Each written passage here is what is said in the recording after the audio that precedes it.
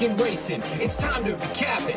And who better to do it than Michael and Magic? Two bros/pros who cover the highs and lows of racing around the globe on every one of their shows. Real fans look forward to these guys and their last dance, cause they know they're not talking out of their royal ascot. What they say makes sense. So ladies and gents, sit back and relax as Blinkers Off presents The Magic Mike Show, where you hear the experts speak. The Magic Mike Show. Tune into the show every week. The Magic Mike Show. You can trust the show is the bomb because it's being brought to you by RacingDudes.com. Did it again. Run it back. I'm Magic. This is Mike Samich here with me, and this is the Magic Mike Show. And this is just how we like to start things off now. Things go wagon. You know what happens, Mike? It's the second time Aaron's been in the background watching, and the second time that the opening video randomly starts. So starting to notice a trend here. How are you doing today? And I'm Mike. I don't know what to do if I don't say that first. I'm doing good, man. I'm doing good. It's a fun Monday. Got two NFL games. Had a crazy weekend of horse racing to recap here. It was, it was a little rough. I'm not going to lie. It was nice to get something early at Pimlico on Saturday, but after that, it was a struggle going around the country. And Keeneland just coming in with the prices like crazy there. Saturday, it was funny. Or Sunday, I was talking to one of my buddies on Twitter who's a fan, a subscriber, and he was going back and forth about it. And he's like, "Oh man, this isn't Keeneland. Not what I expect." You know, see the $300 pick 5 early on Friday, the $400 one late on Friday, $300 early Saturday. We had the back 15,000 or higher for the next 3 pick 5s. It's like, oh, okay, we're back. Keeneland's back. Yeah, it's like in Florida when they say like if it's not raining, just wait 5 minutes. Yeah. Keeneland, if it's not raining, huge buckets for the pick 5s. Just wait. Come back tomorrow. It'll probably show up. Go ahead and give it a minute. Someone's going to blow the tote up soon enough. Yeah. You call this a crazy weekend of horse racing. That's an understatement. We're going to try on this show. Yeah. We're going to talk about every single Breeders' Cup division and try to do it in an hour on this show. So we'll see how that goes. I mean, you said it, Mike. It was a crazy weekend. Pimlico, Keeneland, Santa Anita, Belmont Park. People forget. I forgot, and I was writing about it. Belmont Park had some really great races that we need to talk about too. So we'll cover all that on the show. We'll try and do it quickly. Not spend 4 hours on it. Before we get into things, Mike, what's the best thing you saw this weekend? You know, I'm gonna just go right to it here. My boy Magic, for the first time in 209 shows, actually created an itinerary for us. We have a list with like minute by minutes that we're allowed to talk about these races. And it's funny because usually I get a text, and this is our pre-show prep here. This is how the sausage is made. I get a text about 5 o'clock that says these races. That's about it, right? And I'm like, cool, sounds good. And that's the prep for the show, right? Yeah, exactly. Today I texted him like, hey man, we got a lot going on here. What's the plan? I get an email. I go out and check my email. I have a 3-page Word document with every race and how long we're allowed to spend on each division. So my boy Magic coming through in the clutch here is the best thing I saw all day. It made me laugh. I like literally 209 episodes, never had more than 3 sentences. And now we have 3 pages on a Word document. Listen, I had to do it to keep myself straight. And I was like, if I'm going to create this list, I might as well give it to Mike because he's going to ask me what the order of events will be. And I was like, here, this is literally everything that we could possibly talk about. And then we'll figure out how to go through. If it was on the same computer, I'd actually screen share it real quick so people watching on Facebook, YouTube, Periscope could see that this looks like. There's some chicken scratch to it, but it's a 3-page document. It's pretty lengthy. He's not messing around today. No, what? Listen, we mess around too much on this show, and it messed around at the beginning here, and the damn video started up again. And that's enough messing around. We don't have time for that. The best thing that I saw, I gotta give a shout out to my boy Giovanni Franco, because lost in all the hubbub of everything that happened on Saturday, he won race 5 at Santa Anita Park. That was his first victory since early July at Los Alamitos, which means he went the entire Del Mar meet without a single victory. And about halfway through, I noticed he still hadn't done it. He's in a lot of seconds, thirds on the horses, but I started paying attention. I was like, I need to make a big deal about it. Well, son of a bitch, he does it right in the middle of the busiest day of the year for me. I'm like, I found out about it Sunday morning. I was like, oh, gee, I did it. Okay, so I'm going to make that the best thing that I saw. It was his first win. Do you want to guess how many starts it took him to get that first win since early July at Los Al? Well, first off, great job at planning it to win on the day when everything else is going on. So it just goes under the radar. Great job by Gio there. Yeah, thanks, I'm gonna go with 217, because that was the Chris Landeros number. So I'm going to see if he beat or did not beat Chris Landeros. He did not beat Chris Landeros. Thank God. Thank God. No, that's one of those records. It's that's like Gretzky's scoring record, man. Nobody's touching that one. 88 starts. Wow. Took him 88 starts to get that win. It's a lot of left turns. Yeah, poor man. And I love Gio. And here's the thing too. He's still hitting at about 9% on the year. That's how good he was at Santa Anita earlier. That he goes the entire Del Mar meet with almost 80 mounts there without a win. Kudos to the trainers. They keep giving him rides because they didn't give up on him. I didn't give up. I picked him probably a third of the time at Del Mar. It's just, congrats, Gio. But that also goes to show you how much deeper the waters get at Del Mar and Saratoga. If you look like at Luis Cardenas, who was a bug jockey that I like at Belmont, and at Saratoga, he wins the opening race of the meet, and then goes for like his next 91 or something crazy, and then wins a second race on closing weekend. But then he goes back to Belmont, and he's 14, 15%. And you're getting him on prices left, right, and center, but it shows you how deep the waters are in those major meets specifically. And also, look, the best jockeys are taking mounts in every single race. Like Irad's riding in the 16 claimers going 1.25 miles, 1.125 miles, and they're stumbling home. He's not passing up mounts like you would at some other places, so you can pick up those mounts and get a shot with some favorites and things like that. So, you're facing longer shots too, but it really shows you how deep those big meets are and how good the horses the top jockeys get. So if you're looking at playing Santa Anita the rest of this fall meet, then once we get things going back at Del Mar and Santa Anita again for their big winter meet, just look at Gio Franco's numbers and forgive him a little bit. It'll work back out. It's kind of like Aaron started about I'd say a third of the way into the year because of COVID. All the tracks shut down. Aaron's power play performance on the website, if you didn't know, you go to students.com, and on the homepage there's Aaron's best single bet of any track, any race around the country that day.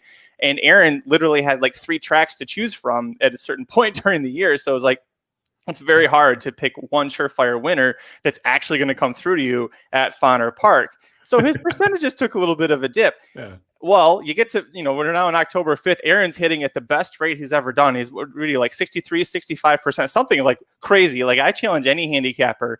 Everybody goes, oh, it's easy. Pick a lot of chalk.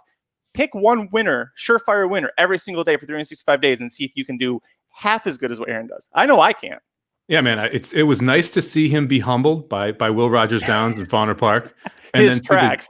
then see the drive that instilled in him over the summer to make sure that power, because he takes pride in that number, man. He is proud of that percentage. And so, it's like every now and then you need to be punched in the face. And Aaron got punched in the face and he responded admirably. It's great to see that. Is that a tongue in or is that a little joke because his power play's name is Orange Punch today? Or did you just happen to say that? I just happened to say that. I can't even take credit for that. That'd be too good. No, I in all seriousness, like you said, it is extremely difficult to go 65% picking one winner because you have obviously you have a smorgasbord of options here, but just because you have this Ponderosa buffet of racetracks now doesn't mean it's easy to pick one winner. So, it's tough to find that guaranteed thing day in and day out. So 65% is awfully impressive, especially after having to go through that rough stretch earlier in the year. See, now I'm going to feel like a jerk because I guess 63. It was 63.5% the last time I saw it. It's 60, so it's 63%. So I'm sorry, I'm already making it sound like it's not as good. But he was start the show over. All right, hang on one second. Okay, he was 57. I already did that once. 57% in 2017, 59% in 2018. He eclipsed 60% at the end of the year last year, and now 63%. So he's like a curling horse, right? He's just getting better with age at this point, man. Maybe you can get a sire deal this year. Well, Heather gelded him years ago, so that's not going to work out. But hey, on today's show, we're going to talk about plenty of great offspring of Curlin and geldings and other horses. Whew, we got plenty of races to talk about, Mike. Let's get into it. Riders up. It's so fun screwing with Aaron, watching it, and he can't respond back. It's so fun. You didn't put a minutes note in the intro. I don't know if we're ahead or behind right now. We're way behind. We're already way behind. Show's off trouble. The tracks. Yeah, it was off the tracks when I hit the video to start things off again. Yeah. All right, cool. We'll go in 3, 2. All right, Mike, kicking things off to talk about all of the action from this weekend. We're going to look at the Grade 1 $1 million Preakness Stakes. The Triple Crown season is finally over. And boy, this is not the result that I saw coming. A lot of people saw coming. Swiss Skydiver becomes the 6th filly in history to win the Preakness Stakes. Beats Authentic for the first time ever. Bob Baffert brings the Kentucky Derby winner to the Preakness and does not win. We'll get into that too. But first, I want to hear your thoughts on Swiss Skydiver. I mean, Kenny McPeak and Patrick Mahomes. That's the list. That's the people having the best 2020 ever right there. I was shocked by this, man. I mean, not only she ran her eyeballs out. I mean, the time is absolutely phenomenal. It's one of the fastest Preaknesses in history. The fractions are incorrect. If you look at the fractions on Equibase, it's 23 and change, 46 and change. And that makes a lot more sense when you actually watch the race back, because man, if Thousand Words quit off that pace at 24:47, then you got some real head scratchers there. But she ran her eyeballs out and came up huge. I was just really, really, really impressed with what she did here. Kenny McPeak, you got to give him credit. He planned to put her in this race. We all thought it was kind of crazy, especially after the She Dares the Devil race. He stuck to his guns. He said, I'm scared of one horse. It's Tiz the Law. Tiz the Law is not there. I'm going to go ahead and run Swiss Skydiver. She flipped the script on Art Collector, who really struggled coming down the lane. Authentic validates his Derby with a big-time Preakness effort. And she just outhearts him. I mean, that's really all it comes down to, right? Is that she just wanted to get to the line first. This just creates a bunch of confusion, I guess is the way to put it now, because she's got to be in the talk for 3-year-old of the year. She's got to be in talk for the Classic, for the Distaff. I mean, and McPeak hasn't really come out and given us an idea of where this horse is going. And so now you have just a bunch of intrigue on where Swiss Skydiver's next start is. And at some point, she deserves a hot shower and a break here. I mean, this is crazy how she has just gone from track to track to track and consistently performed. I mean, she is what? 1, 2, 3, 4, 5, 6, 7 straight different tracks, graded stakes, all top 2 finishes. Incredible, incredible performance. Twice against the boys with a win in the Preakness. If she wins the Breeders' Cup, and it could be the Classic, which she qualified for this race, it could be the Distaff, which she qualified for winning the Alabama. If she wins either one of those, especially if it's the Classic, and Tiz the Law doesn't win the Classic, I think you really have to discuss that, because Tiz the Law, if they both win the Classic, it'll be crazy. If they're dead heat in the Classic, no, that'd be crazy. That'd be 2020. Yeah, pretty much. I mean, listen, I don't want to, kill Tiz the Law's chances, because the only thing he's done wrong is he finished second in the Kentucky Derby on a track that he absolutely hated, behind a horse that ran the best race of his life. I think it's still Tiz the Law winning, but Swiss Skydiver deserves a lot of consideration. It's difficult when you're facing someone like Tiz the Law in the battle. And I think Tiz the Law is going to dictate where she goes, because that is the one horse that Kenny McPeak has been on record saying he's afraid of. And he said it multiple times. They didn't go to the Kentucky Derby because of Tiz the Law. They waited to the last second to commit to the Preakness because of Tiz the Law. So if Tiz the Law is going to the Classic, like we assume he's going, I think you go to the Distaff with her. I also think that is a much more winnable race in terms of you've got one superstar and a bunch of question marks. Whereas with the Classic, I mean, you've got Tom Zaytat, you've got a bunch of question marks. Yeah. Well, and speaking of that, let's take a look here. If you're watching live on the replay, we've got it pulled up on breederscup.com. There are a list of contenders for the Classic. We'll get back to the Preakness in a second, but right now you're looking at Improbable, Maximum Security may or may not go. Tom Zaytat is definitely going. Authentic is probably going to go. Tiz the Law, Art Collector, Global Campaign, War of Wills listed down there. There's plenty of options here. First, so I guess considering Authentic and Swiss Skydiver, where do they look in the Classic picture for you? I'm still on Tiz the Law. I think that's still the way to go right now. Man, Authentic to me it's tough now. I mean, Authentic and Improbable are 2 horses that I don't love at 1.25 miles. I've said it time and time again. At some point, it's got to catch up with them, you'd think. But they just keep putting out A efforts, and so you got to think that it's going to continue, and you kind of have to just start assuming that. Okay, we now have 2 data points with Authentic. I can't say he can't get the distance now. It's just I'm not allowed to anymore, even though everything said before those 2 data points he couldn't get the distance. So now you got to give him credit for being able to get the distance. You do have to say, okay, now this is a tall task going 1.25 miles in the Classic, 3 back-to-back races. I think having the break for Tiz the Law is going to be an advantage there. Mm-hmm. I would still go Improbable over Authentic and Swiss Skydiver, though. But to me, I think Tiz the Law is probably going to be my pick right now. Now that we're 5 weeks out, but that's kind of where I'm leading. It's interesting overseas right now. No odds up for the Distaff because Swiss Skydiver is undecided. Yet you can get Swiss Skydiver currently at 5-1 in the Breeders' Cup Classic. Co-third choice behind Authentic and Improbable, who are co-favorites at 4-1. Swiss Skydiver, Tiz the Law 5-1. Tom's the top, Maximum Security 6-1. So overseas, awfully interesting field to have the favorite at 4-1 and have 6 horses under 6-1.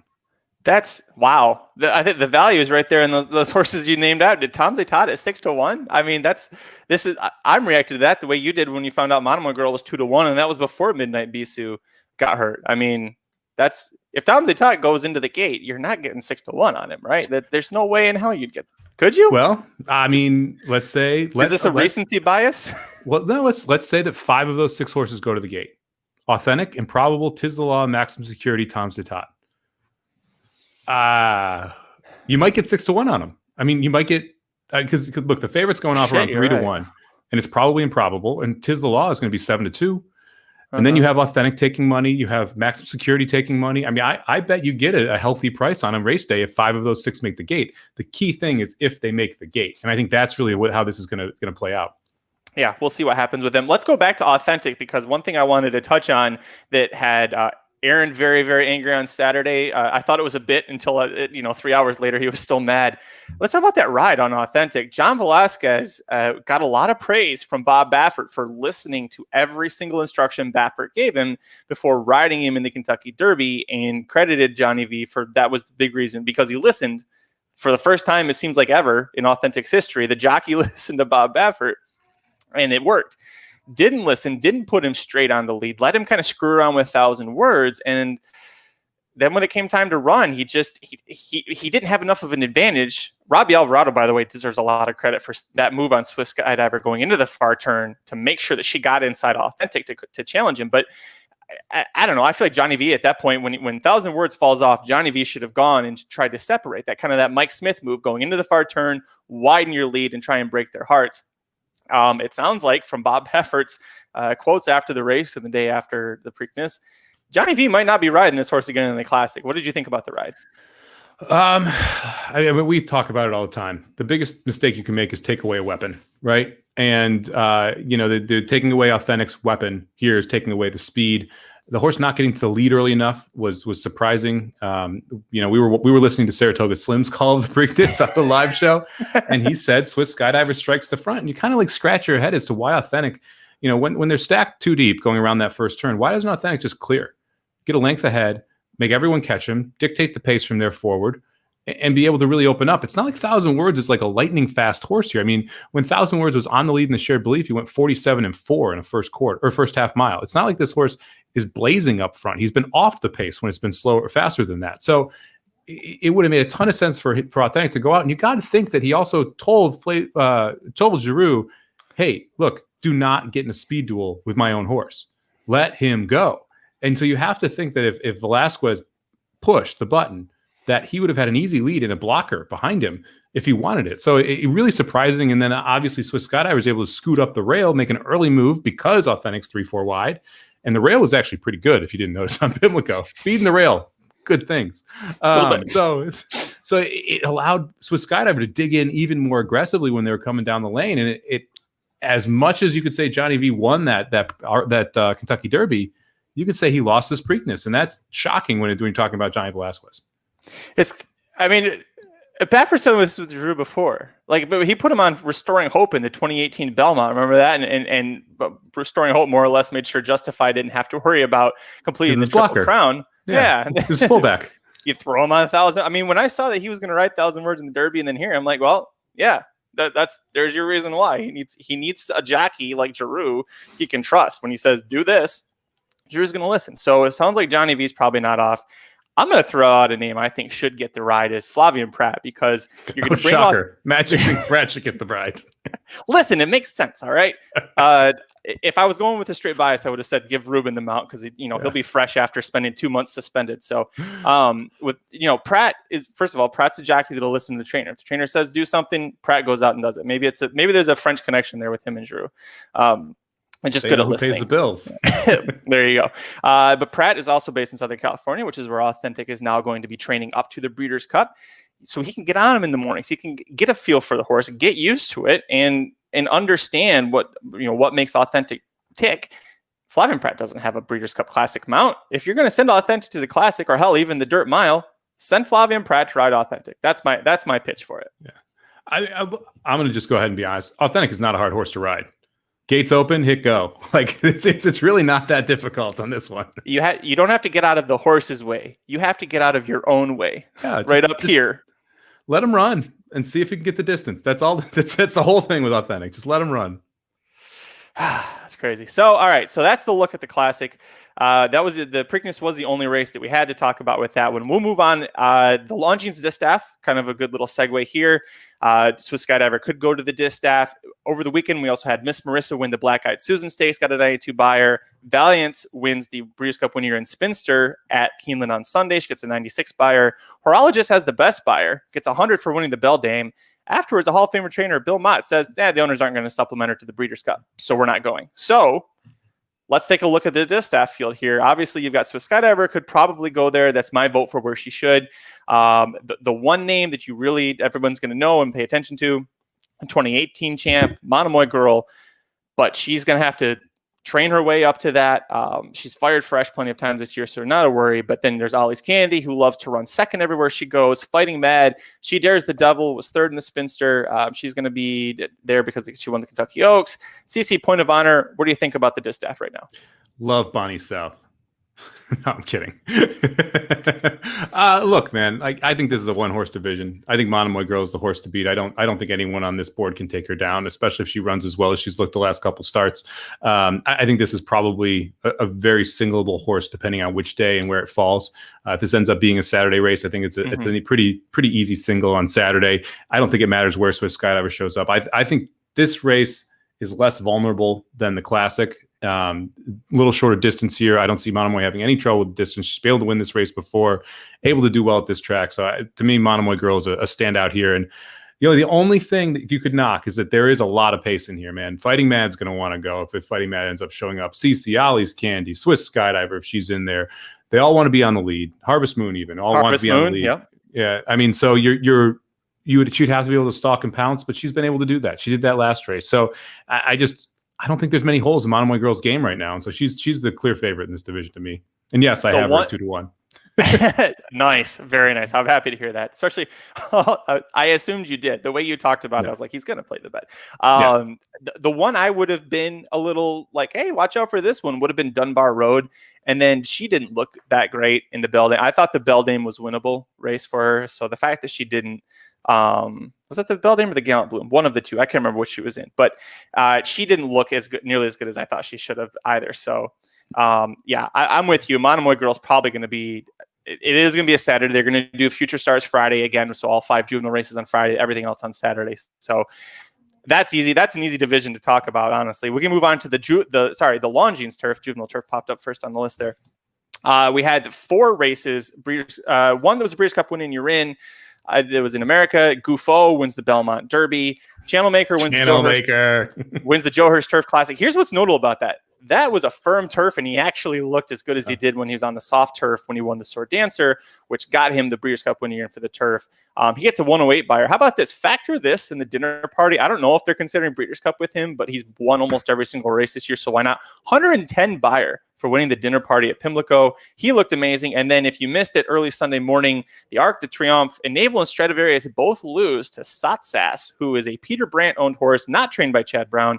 It's based in Europe, but Satsas, for winning the Arc de Triomphe, is going to get a Breeders' Cup win in Urin. It sounds like they're strongly considering sending him to Keeneland. So as far as the Longines Turf goes, we still don't know all of the Euros who are going, but at least from America, we have a pretty good understanding. And I think this is the best American group that we've had in quite a while, like from top to bottom.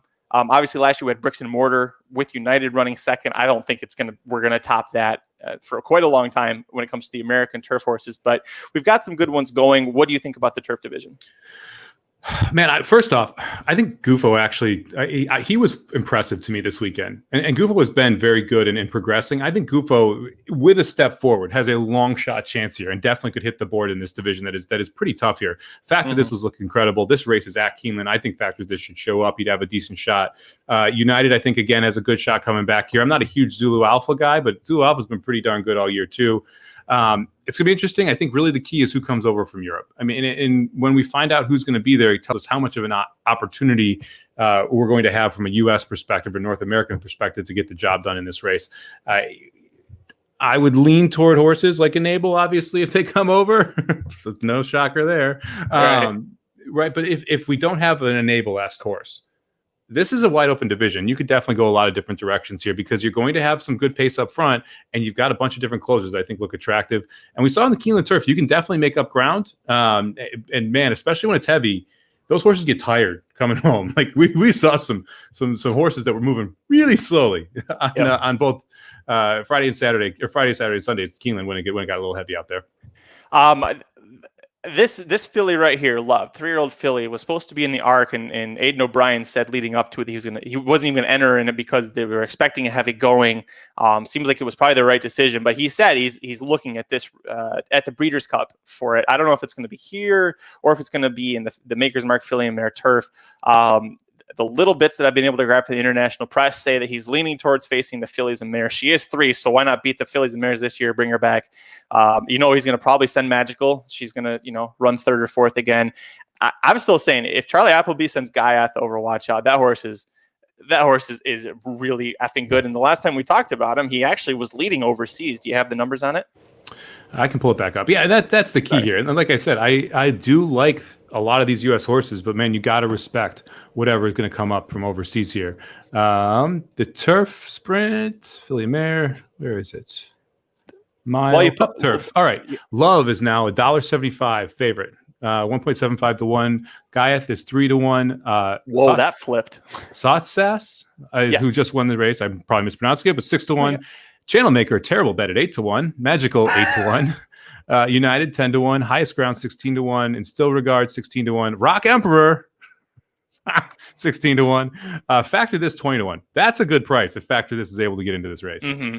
Yeah, well, because Brad Cox, there's really no trainer hotter right now than Brad Cox. So especially in the Kentucky Stakes races. So, that would be a good Channel Maker. No, and somebody forgot to tell the overseas folks that Rock Emperor completely threw in the towel in the Joe Hirsch. That was a really, really bad effort overall.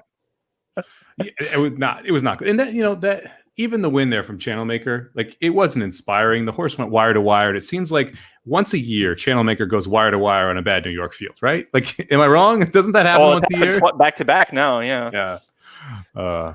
Crazy. Gufo's a horse. We'll move on, but Gufo's a horse that I really liked. He's been very good on the 3-year-old turf scene. Won the Kent Stakes at Delaware Park. Almost won the Saratoga Derby. Is that what they're calling that one? And then wins the Belmont Derby. So good effort from him there. Let's move on to the Maker's Mark Filly and Mare Turf division. And the only race to talk about, I don't know we're going to see any horses come out of it and go to the Breeders' Cup, but you had Uni somehow winning for the second time the First Lady Stakes at Keeneland. I got to hand it to you because you had her on our ticket when we did the late pick 4, and this is one that I definitely did not get right. Your faith in Uni, it stuck through. Congratulations. But she's not going to the Filly and Mare Turf. She's going to the Breeders' Cup Mile. I don't understand why a mile-long race is a win and you're in for a mile and 3/16 race, but it is what it is. Uni going to the Breeders' Cup Mile. So let's talk about the Filly and Mare Turf. Who do you like here? Is it still Rushing Fall versus the Euros? Yeah, I think that's still the way that you go. I love Mean Mary, but I'm afraid that this is going to be that Mean Mary's not quite up to this level quite yet. But she did give Rushing Fall everything she could handle. So those two are the U.S. interests that I have. I love Mucho Unusual, but I think she's over her head in this spot. Sister Charlie, I think, is a little washed out at this point. So to me, it's really Rushing Fall and Mean Mary if she can progress again, because she is a 4-year-old. So you do have that possibility that she's going to be able to go late, especially if there's not a ton of pace in this race and she's able to take them gate to wire. But after that, it depends who comes over here. Is this where Love ends up? Is this where Magical ends up? So depending on who shows up in this spot, it really is going to dictate how much I lean on the Americans versus the Europeans. And let me just say, it's time the Breeders' Cup had a mile race on the turf for the girls only. Like, why don't we have a mile turf race for the ladies now? Because you have so many good turf milers on the female side that they all run against the boys because of the distance. It would be interesting to have that female mile turf. Maybe they're scared they're not going to get enough entries, but I would, if you have a Breeders' Cup race, I bet the entry box fills. I'm just throwing it out there. You don't see very many Breeders' Cup races with 6 horses.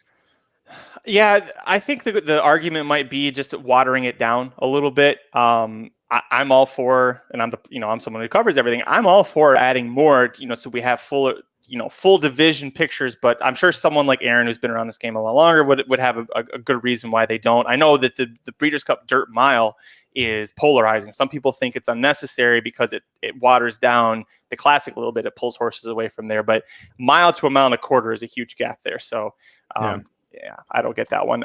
They do go to the mile. I mean, Tepin won the mile, but it's usually pretty dominated by the males. And there's not a turf sprint for the fillies and mares either. You just have so it's the shorter distances that they're having only the male divisions where obviously the fillies are allowed to participate, and they do a wonderful job. But it does seem kind of disappointing that you wouldn't see that have them both have their own decisions there. Goldakova was a female too. She won the mile 3 times. I should remember that one. So, all right, listen, the FanDuel Mile presented by PDJF sounds like it's going to be won by. It's some darn good fillies going to that mile. But Uni is one of them. Uni has definitely got a shot at going back to back here. She looked amazing. Let's talk about that race then, because she's going to go there. But you had 2 of the 3 stars from the 3 stars of the week made it. Are going to the FanDuel Mile. So that's how much I love this race and what's happening. The 2 big races that focus on, other than Uni winning the First Lady, we've got Ivar winning the Breeders' Cup winning year in Shadwell Turf Mile, gets a 104 buyer.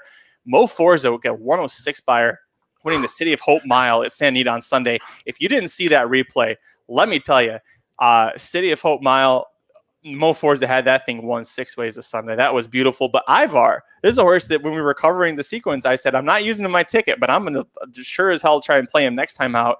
I wasn't sure about the whole blinkers removing. Sounds like they fixed the problem that's why he had blinkers in the first place.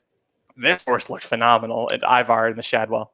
It did, and you had a little bit of the pace defection from Holiday, so it allowed Ivar to get a little bit better of a trip up front.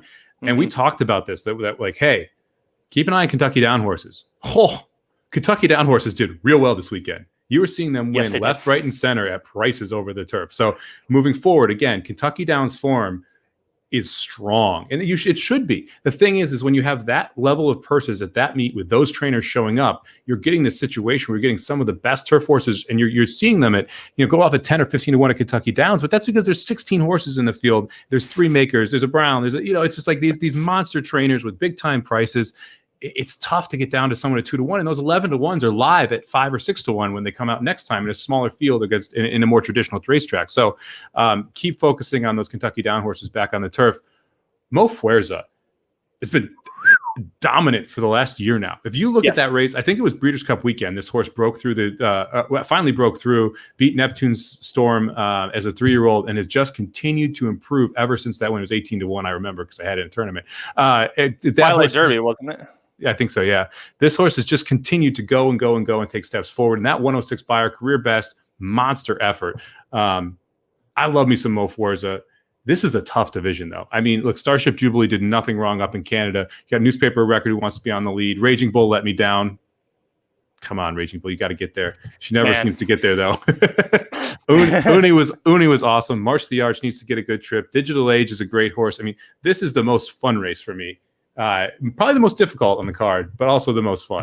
Because the Classic is also difficult, but not fun at all.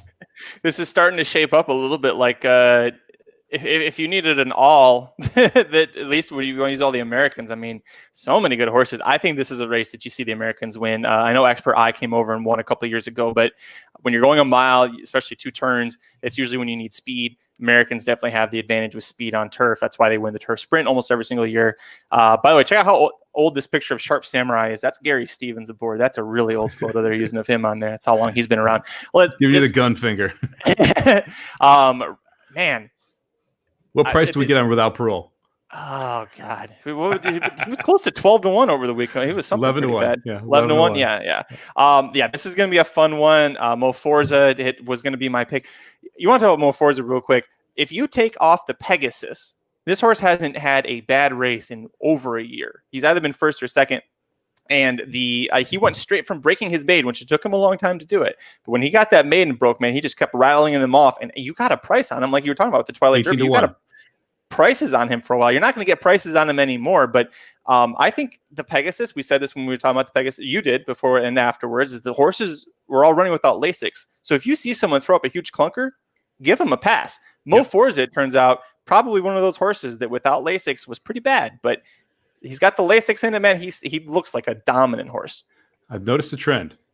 He runs well with Lasix. He runs well with Lasix. Listen, all right, we're 2 minutes over on this one. We got to keep going. Shit. Gotta go. Yeah. We'll move on to the Big Ass Fans Dirt Mile. There weren't any winning you're in races for this, but the one race that's going to have some implications, the Kelso Handicap, pretty shitty 4-horse field. Nothing really great. It's shitty in terms that they only got 4 horses. Had 5, got scratched down. Complexity gets the win, gets a 110 buyer because he won the Did you mean to do that? Big Ass Dirt Fans Mile, pretty shitty. Was that intentional? That was not intentional. Okay. That's like you with a punch in Aaron's power play.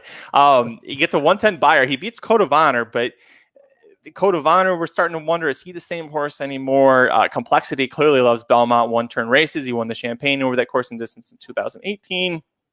He's clearly a one-turn horse.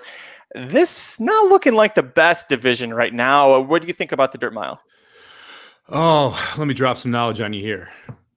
Please Go do. Knicks broke a track record at Keeneland. Yes, he did. And as much as I hate this horse, I think you may have to respect him if you don't have a ton of pace in here. And that is, just a little backhand insult as we compliment him. You might have to respect him in here if he can get an easy lead, especially since he just did it over at Keeneland's track, which is generally a speed favoring track. So Knicks Go is one of those horses I think you definitely have to pay attention to in this spot. Mr. Money also took a step forward last time out after being kind of irrelevant for a while. So I think Mr. Money's another interesting one here. Code of Honor shouldn't run in this race. I think Code of Honor has a problem because he's not good enough to run in the Classic, and he's too slow to win at a mile.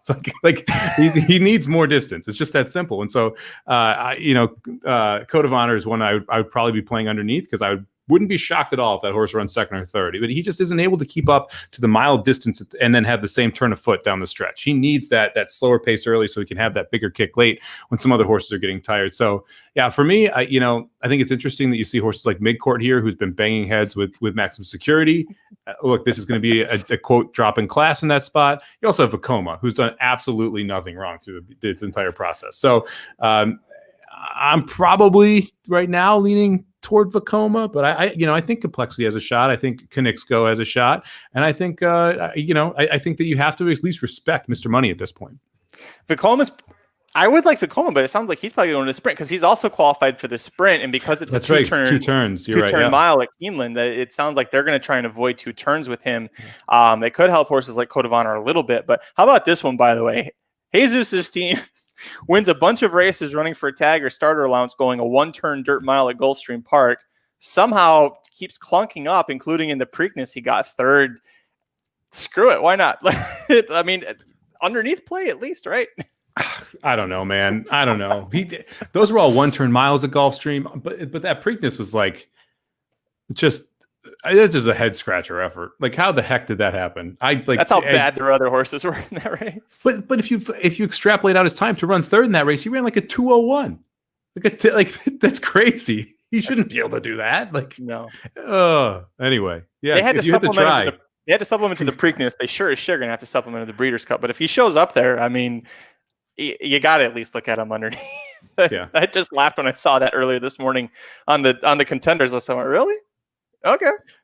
Yeah. I mean, I don't know how the date 496 was relevant to you in your life, but that's the only way you were hitting that try. I mean, it's just like, I don't know if you're born in 96 or something. Anyway, I'm not sure about the mile. If it's listed, I guess people are saying it's a mile and 16th is the actual distance at Keeneland, which means that there's a short stretch and it favors speed even more. And that I believe that was the distance that Knicks Go won at this weekend. So all of that actually does make sense because I bet they can't run a mile at Keeneland because of the size of the track. So the mile and 16th with the short finish line is probably what the mile distance is going to be. And in that case, again, speed favoring. And the mile and 16th at Keeneland is one of those sneaky ones because people forget that's short. They go to the first finish line, and that generally, especially around the tighter turns, favors speed. Oof, that's really not. So you draw Code of Honor is going to get drawn on like the 10 or 12 spot, and he's going to be a complete shouldn't be in this race. Shouldn't be in this race. This is the wrong race. Bad choice. Bad decisions. Another race that he really shouldn't be in is the Filly and Mare Sprint. We had 3 races to talk about from the weekend. In the midst of Biz qualifies, takes the win in year in TCA Stakes, which was 6 furlongs. When it's crazy, it's going to be 7 furlongs at Keeneland, whatever. She gets a 95 buyer. Frank's Rockette, I thought, was the best of these 3. Gets a 95 buyer for winning the Gallant Bloom. She's quietly looked extremely strong this year. And then you've also got Never Enough Time, who wins the ski pat to kick things off at Pimlico on Saturday. Only an 84 buyer, unlikely there. This is the big one, though, right here. Gamine, man. If Gamine is going, and then you got Serengeti Empress, and then you got Venetian Harbor. I mean, look at all this speed that's signed on in this race. This is crazy. Like 21-3, you think they go? Uh-oh, we lost Mike. Oh, no. How did I lose Mike? Oh, shoot. Aaron, you want to pinch it for Mike? I don't know how we lost him. Oh, I'm pulling back out of there. No, Aaron's shaking his head no, too. Oh, this is great television. I'm glad Mike dropped out for this. The Philly Mare Sprint is going to be so bad. That's why he dropped out of this. Let's talk about it. Heather says no. Well, yeah, sorry. Forgot who runs the show over there. Tell you what, while we're waiting for Mike to jump back on here, let me pull up and take a look to see this Keeneland. Aaron, do you know, is the Keeneland, is it a mile and a 16th with it being for the dirt mile technically this year? There was a lot of stuff in the chat about that. I would really wish we would find that out now. I'm so sorry to everybody who's watching. This is usually when we have technical difficulties, it's something minor and laughable, not like this. Aaron can't find it either. Dennis, you guys want to jump in? The problem is you guys are all on like about a 30-second time delay, and hey, there he is. We finally got him back in. Mike, welcome back to the show. How are you? I'm doing good. My computer is not, but I am. I had to sit here and vamp about I didn't realize because I was pulling things up that you disappeared when it came to Philly Mare Sprint time. I was like, well, Mike really doesn't want to talk about this division. No, too much talent in here. Can't deal with it. So my computer, it just turned off, but we're back now. Weird. Yeah. That's really bizarre. Well, what I had said is that there's a lot of speed signing because you've got Gamine, you got Serengeti Empress, you got Venetian Harbor, Frank's Rocket, Bellafina. What do you think about this division here? Man, give me a price on Bell's the One again. I got a price on her last time. I would love to get another price on her because I was super impressed with her run. She was able to chase down. She was able to chase down Serengeti Empress there late after she was softened up a little bit by the early fractions. I think it's Sally's Curlin who also might end up in this race, who's run a couple big efforts and not been able to get there. That also could come from off the pace. I think both of them are really interesting. You were mentioning Frank's Rocket before I dropped off here. I love this horse, man. Frank's Rocket is one of those horses that's just been hard knocking. Let me see if I can find the Gallant Bloom real quick. There it is. She was, I want to say it's Saratoga late last year, and then you kind of just saw her progress time and time again. Yeah, she won at Saratoga in the spin-away as a 2-year-old last year, and she ran second to Perfect Alibi. Looked she kept awesome. Running second over and over last year. I remember, yeah. She ran to second to Wicked Whisper, then comes back and absolutely blows it out of the gate to start out her 3-year-old season at Gulfstream Park. And since then has done absolutely nothing wrong. Lost once to Kamari, but that was over a sloppy track, and that was Kamari, who's a really good horse. And then it's been awesome since. Came back in the Prioris, won there. She ran a career best buyer here. If she keeps taking step forwards, she's really dangerous too. Yeah, I think they're not sure about Frank's Rocket, but the nice thing is that the Gallant Bloom that she did win over the weekend, that's a 6.5 furlong race. So Mott said the way that she ran and the way she won, which is by over 7 lengths, that she shouldn't have a problem with the distance. For him, he's just trying to figure out if he thinks that she's talented enough to go. If I was a connection, it's easy to say because it's not my $40,000, but I'd enter her. I'd see. Like let's at least see who's going to show up for the Breeders' Cup Philly Mare Sprint, I should say at least nominate. And see and get a feel for people on the backside usually have a good feel for who's going to enter what races.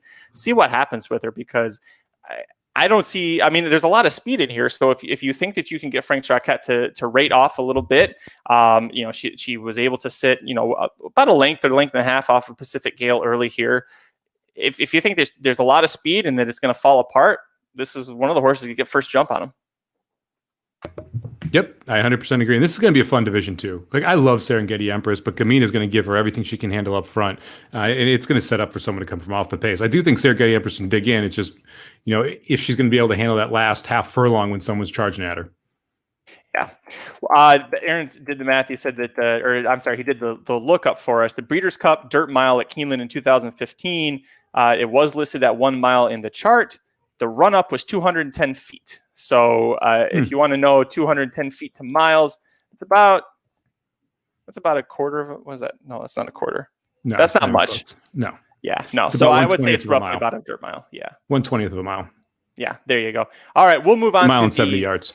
to the dirt sprint, which is actually a race that Bill Mott said he might consider for Frank Schrockett. If I can find it here, we had Yopon winning the Chick Lang at Pimlico on Thursday. Boy, that was about as easy as things get. He gets a 99 Bauer buyer. Diamond Oops takes the win in year in Phoenix Stakes at Keeneland on Friday. Gets a 97 buyer.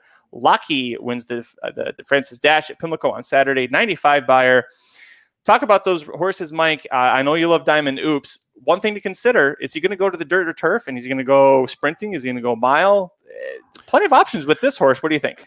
Yeah, I don't see how you send this horse to the turf mile. Man, that is we talked about how deep that field was already.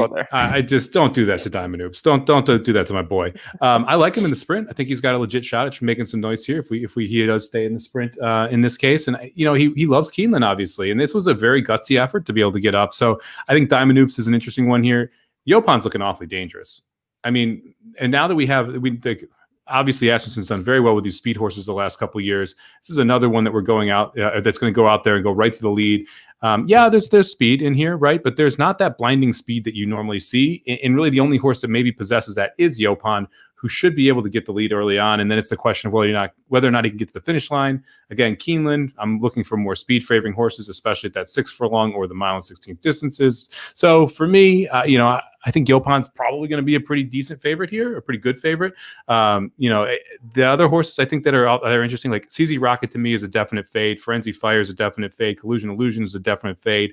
But there's a couple others that I do think kind of make some sense underneath if you want to go in that direction. Whitmore is interesting. Complexity is interesting. If Vekoma shows up here, I think Vekoma is really dangerous. So this is still a good, solid division. I think you're going to see a cream of like 4 horses, and then there's kind of the rest.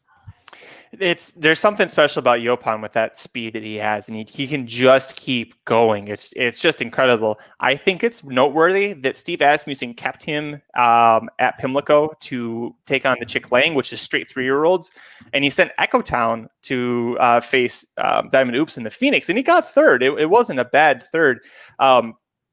I mean, you could be looking at a situation here where Asmussen's got 2 of the best horses in the sprint, and you could see Echo Town. I don't know if he's able to win against this group, but considering how well he did in his first test against older horses, I think he's definitely an underneath candidate. And with all the steam you're going to see come in on horses like CZ Rocket with the Peter Miller angle, you're going to get people wanting to play Yopon, of course. Whitmore's going to take money. Diamond Oops. Watch out for Vekoma. Those odds might slip. I think that people are going to forget about Vekoma and how good he looked earlier this year. And because he's been sidelined for a while just training, I think you could catch a price on Vekoma. Yeah, I mean, for me, my big leans here are going to be throwing out the California horses. I'm going to fade all 3 of them. And I'm going to fade Echo Town. Like I don't think with all of this talent coming to, I think that was the peak of Echo Town last race. That was the best that he can do, and that was without additional people into this field. Right. I mean, that's really where it was just Whitmore and it was Diamond Oops that were really the head and shoulders too in that race. And there's everybody else. He was able to run up for third there, but it's going to take a better effort in the next start to be able to improve out of that. And I think the price will not reflect the true odds of that horse being able to win. And so for me, I'm going to throw out Echo Town. I'm going to throw out the California horses and see what we can do. If you want more about why Mike is very much against California horses, we covered it on the last Monday show, so you can go back and listen to Magic Mike Show episode 207. Collusion Illusion really got put through the ringer on that one. I'm real sorry to him. We'll move on to you did it to him. You set him up. I did. It's my own fault. I'm off Collusion Illusion now too. Don't worry. You did a good job of that. One of Mike's favorite horses in training is one of the headliners for the Breeders' Cup Turf Sprint. Leinster wins the Woodford on Saturday at Keeneland, and boy, does this horse love Keeneland, so much so that he set the track record in July when he won the Shakertown Stakes.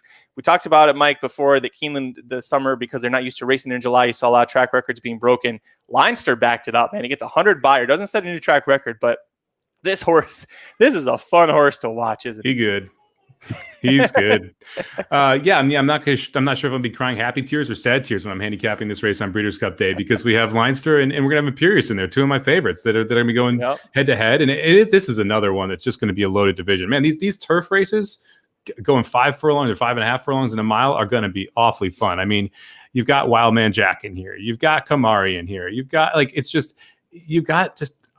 just so many fun horses. And you're going to have extravagant kid. Got Stormy's in a race this Friday that's prepping her. The Keeneland has a turf sprint for fillies and mares that she's going to be in this Friday. So, and you're going to have so much speed signed up, which is one of the great parts about the turf sprints.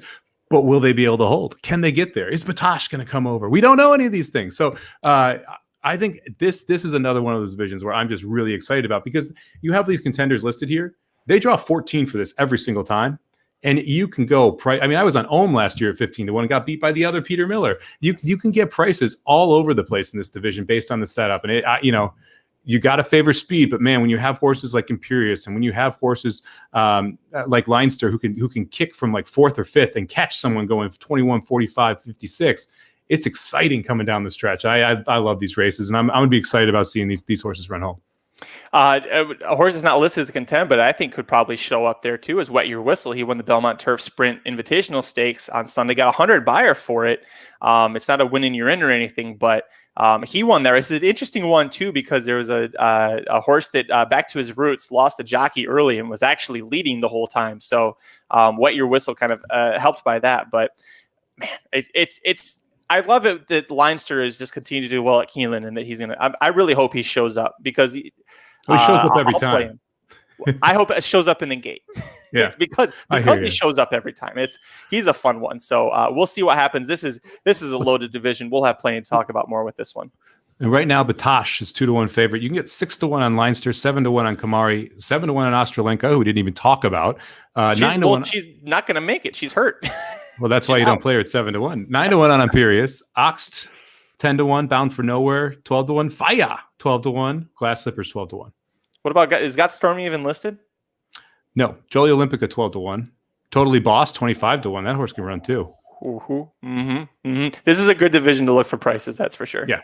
Don't single here, or single aggressively. We'll put it that way. Speaking of division that actually has a tendency to really produce prices, whether it's because horses fall flat or because they go 4 wide through both turns, the Breeders' Cup Juvenile, this is the TVG Juvenile presented by the TAA. You had Essential Quality win the Claiborne Breeders' Futurity at Keeneland on Saturday. Gets an 88 buyer, which for a juvenile at this point of the year is really nice. I'll be honest, Mike, this is the horse that I think is now atop this division for me right now. What did you think? Oh, man, this race is tough every year. I would probably lean Jackie's Warrior still. I think that's the most impressive horse that I've seen. But you never know. I mean, there's still horses that can progress. These 2-year-olds jump around so much. I mean, even seeing a horse like Sitting on Go win, it's going to be interesting to see who comes back from that race. Because, I don't really want to play a Romans at a short price. And so there's a lot of different interesting, like Rombauer is a good one too. Like I'm interested to see who actually ends up showing up in this field. And it's the nice part is it's not like a couple years ago where, we've had monster favorites in this race, it seems like.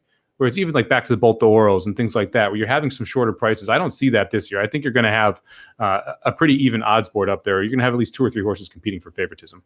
It sucks because I'm like, oh man, Essential Quality looked good. I'm going to play in the Breeders' Cup. And then I remember the Juvenile in my short time of the only horse that I remember doing strongly as a favorite or close to favorite was Nyquist. So, but yeah, Bolt d'Oro with, Dennis Nyquist was lukewarm too, like 7-2 or something. Always. That's okay. So there you go.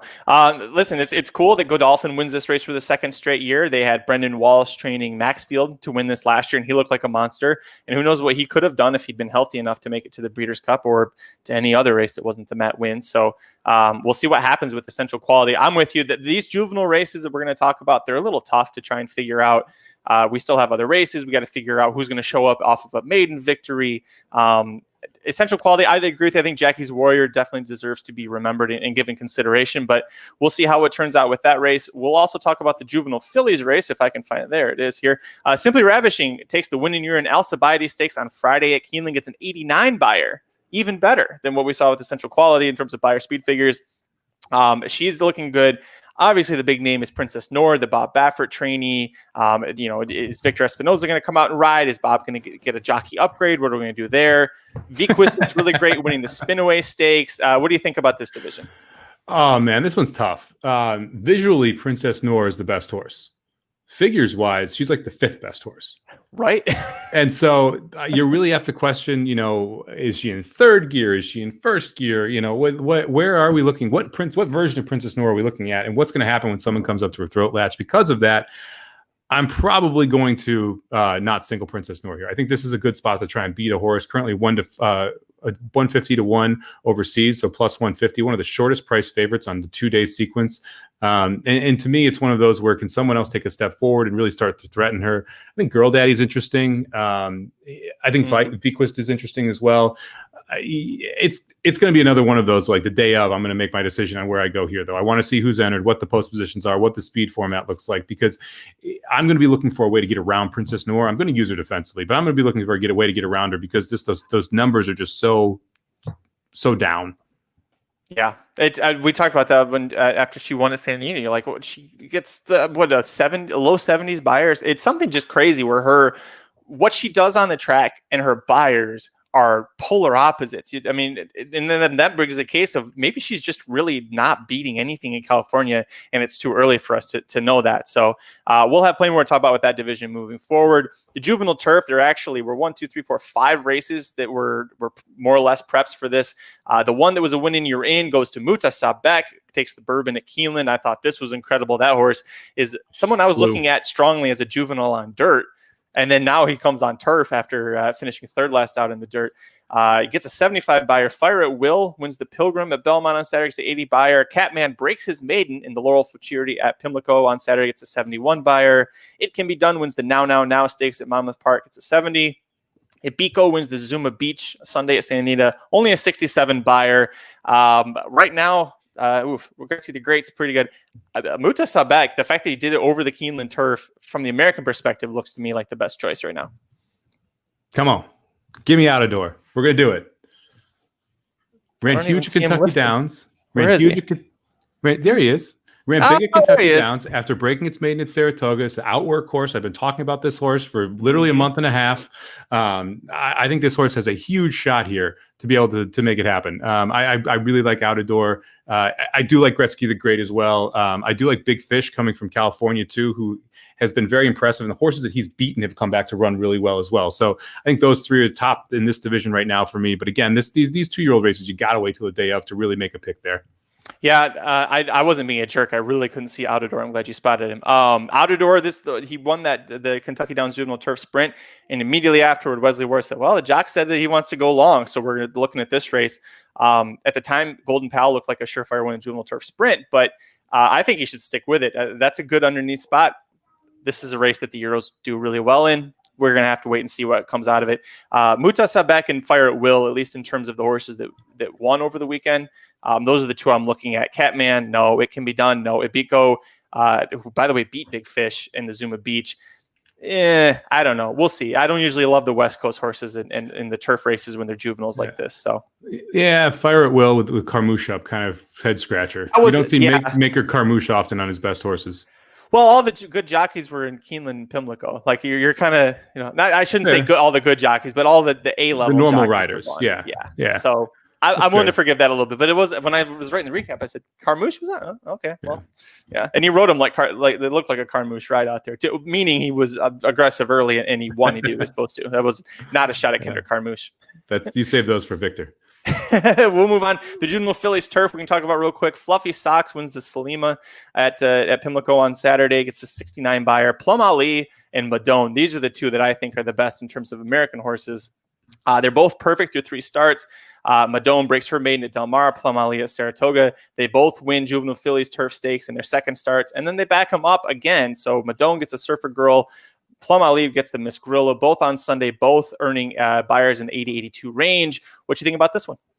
I thought they both ran well. I think this is another wide open division. I like a couple motions here in Alda and Invincible Gal. I think both of those are very good horses and going to be formidable when we come to the final or come to the day here. But Madone has done nothing wrong. I mean, Madone is one of those horses where I don't know how you're not impressed with her at this point. And this is interesting to see Shaw and Callahan team up for a turf filly. We've seen them consistently run with the dirt fillies, but to have them have a turf filly and run this well out of the gate, and the move she made splitting horses as a 2-year-old was ultra impressive last time out. So I do think you have to respect Madone. I do like Alda and Invincible Gal the most, but we have to see where they draw and how the pace sets up. I mean, these races are going to be 12 horses deep, and it's just going to be a little bit of a mess early and a little bit of a mess late, and you're going to have to work out a trip to be able to win any of these. The O'Brien brothers, both sons of Aiden, Joseph O'Brien, who got his first Breeders' Cup win with Iridessa last year in the Philly Turf, looks like he's got Pretty Gorgeous coming. His younger brother Donach's got Shale coming. She won a Breeders' Cup win in Urin earlier this year. Another race where you got to look at those Euros, man, and we'll have more to talk about it with that. But you can't really understand those divisions and make picks until you know who's coming over from Europe. So, you see the fixed odds are off the board for both these races because they need to understand who the field is, and that's the key part of that is the Europeans coming in. The last division we haven't talked about yet, the Juvenile Turf Sprint. There was one win in your in race. Bodenheimer takes the Indian Summer at Keeneland on Sunday, gets an 82 buyer. This is a race where, there's going to be Europeans coming over, but usually the Americans do well.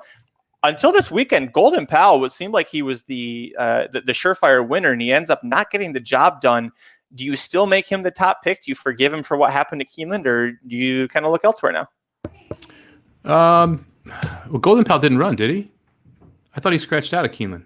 Oh my God, I'm sorry. He did scratch out. Why did I think Golden Pal ran this weekend? Because we talked about it quite a bit in the text thread, because it was just Roddick left, and so we left Roddick up, and Golden Pal is still, to me, apologies to Golden Pal. Yes, he's still the top pick. He's the top pick right now, and he's been the most impressive that we've seen on the track. But this is another race where it's wide open. I mean, you generally have a lot of different horses that run really well. One that I'm going to talk about that I talked about last weekend is Wi-Fire. This horse ran huge against a huge track bias. So if you don't have the chance to go back and watch the last race at Santa Anita, there was a speed bias. This horse closed into that speed bias. I think you got to respect the heck out of this horse in this race. It was also, sorry, by the way, first time with Peter Miller, new trainer, first time trying turf. So there are plenty of things where you look and give Miller more time with his horse. He knows what to do with turf sprinters. Yep. And so I think that's another one that I think you have to pay attention to. But yeah, I mean, by far to me, the head and shoulders leader in this division right now is Golden Pal. Forgot it was Roderick who threw up that total stinker. I'm so glad you corrected me on that one. I was going to feel like I still feel like an idiot, but he should go into the big ass fans dirt mile so he can take a dump there too. I'm with you. Monzi and Pilo is the horse who won the not the swing. I forget what it was called, but that's the race where Wi-Fi was coming second. Yeah. And Wi-Fi was my pick, and I loved Wi-Fi in that spot too. So didn't get the job done, but again, we got a little bit of time here, and as someone so very kindly put in all caps in the chat, this show would be better 1 week from today once Belmont and Keeneland run their previews. Yeah, I got good news for you. We're gonna do that. So come back in 1 week, and we'll finally be able to put a bow on all this stuff, because thank God the Breeders' Cup winning your in races are done after next week. And I feel like Jared halfway through the summer when he's like, just end the stupid Triple Crown. I'm like, just stop the preps. I want to talk about the final fields now. I'm ready for it. Death, taxes, and Magic Mike on Monday. That's what you can count on in this world. All right, that's going to wrap things up. Thank you so much for taking the time to go through all of the races from this past week with Mike and I. We did it pretty much, slightly over an hour, but we're a couple of minutes here, Mike. I'm pretty proud of us for doing this. With a double intro and my computer taking a dump, we did well. That's true. We'd be very close to hitting this. and this is what happens when Magic's prepared and creates a script. That's why I said it was the best thing I saw. It's the reason for our success today. It works. Despite all of the factors coming in, and Aaron, messing with the video, and Mike's computer dying, and all sorts of things that happen. We're not done though, Mike. We still have the Breeders' Cup winning your in races still to go this weekend. The Jessamine is on Wednesday. That's for the Juvenile Phillies turf. Chad Brown has a horse in there named Ingratia that I think is going to be the next potential turf rocket, the next rushing fall. So you've got the full preview for that as on racenews.com. I'll have the recap done on Wednesday, and then Saturday, Belmont's got a lot of action. The Champagne, the Flower Bowl, the Frizette, the Jockey Club Gold Cup, the Futurity on Sunday. So plenty of action there. It sounds like the Magic Mike Show Thursday is going to be at Belmont Park. Hey. That's where all the action's at. We can run it back to the Golden Hour, too. We got to give the Golden Hour some love at some point as well. Yeah, it went a little chalky on Saturday or Sunday. Well, there was one day, I think it was Saturday, because that's when I still had brain cells left. But yeah, I'm all for that. We can listen. We'll have plenty of time with the Golden Hour once the Breeders' Cup stuff is done. Let's do Belmont. Let's do Belmont Park one last time, and then we'll give the Golden Hour all the attention and love it deserves. Do you have a horse you want to play at Belmont already? I don't. No, it's just literally because I'm going to have to focus everything on Belmont this weekend. I'm writing the recaps anyway. Just do it. I feel very refreshed. I got a good night's sleep last night. I feel recovered from the busy weekend. I don't want to just destroy all the little bit of progress that I've made. So we'll focus on Belmont. I'll allow it. I'll be a team player. Speaking of being a team player, if you bought the Summer Bombs this weekend, man, your Saturday morning was looking pretty good. Mike kicked things off with hitting the pick 4, the pick 5, the early stuff at Pimlico. It paid for the whole weekend, so we saw plenty of you that had those tickets. Congratulations to you. Things got a little tough at Keeneland, but it's still. I think that's still probably your best track pound for pound. So I mean. It's cashed the most since we started the product. That's for sure. I mean, it also was helped by a $15,000 pick 5, but we've also had a $3,000 or $4,000 pick 5s there too. So it's been pretty solid. And one of the things I like about Keeneland that people don't necessarily give enough respect to, they pay 4 out of 5. So even on Sunday, when we go 4 out of 5, you got over a third of a ticket back. Like, so, it's nice that you can get that cash back. And there's certain days, if the pick 5 hits for 64 grand, guess what? We're not going to have it like that. It's just, it would take a perfect storm of things for that to happen. But having those $10,000 to $15,000 ones, those are hittable. We've proven that at Keeneland before. So I'm excited to get back there this weekend. Perfect. Make sure you go to racing.com, check out the handicap products page. We're all getting ready for the Breeders' Cup, so plenty of action to come over at that site. You can follow us on Twitter. I am at Curtis Keller. He's at SummerBomb18, number 1, number 8, Corporate Overlords at Racing_Dudes. Thank you again for joining Mike and I. Until Thursday when we tackle Belmont Park, I'm Magic. And I'm Mike. We'll see you guys Thursday. Damn it. I had it clicked on. It didn't work. The Magic Mike Show, where you hear the experts speak. The Magic Mike Show. Tune into the show every week. The Magic Mike Show. You can trust the show is the bomb because it's being brought to you by RacingDudes.com.